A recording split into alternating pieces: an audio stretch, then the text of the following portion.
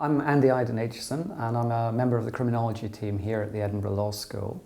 I think one of the great things about the law school is that it is really quite comprehensive in terms of the areas that we cover. We use a range of different methodologies in our research, a range of different intellectual approaches, and that's reflected both in our staff body. We have around 90 members of academic staff and around 100 PhD students as well. So what we've got here is a really lively, exciting research community which is constantly producing cutting-edge research. So when a PhD student arrives at Edinburgh, there are two things that will happen very, very quickly. First of all, they'll have a discussion with their individual supervisor or supervisory team, which will identify what training needs they have and where that's going to be addressed throughout the course of their 3 to 4 years if it's a full-time PhD.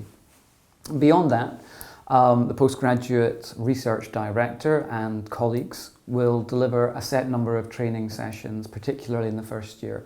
Now, all of this and further training events that will be peppered throughout the PhD process all the way through to the end, we tend to look to the researcher development framework for our inspiration, and we use that as a guide to make sure that when someone finishes a PhD from Edinburgh, they've not just made a great intellectual achievement in terms of the thesis itself, but they've developed a whole set of other skills that will provide them with what they need in their professional life. I think generally the city itself and the intellectual heritage of the university are two amazing things that bring a lot of people here.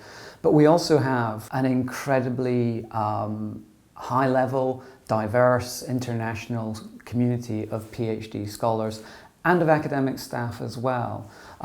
So that kind of mix makes this a really fascinating place to work, where your ideas are pushed and tested. Your assumptions might be challenged by people who are coming from a different intellectual background or a different perspective.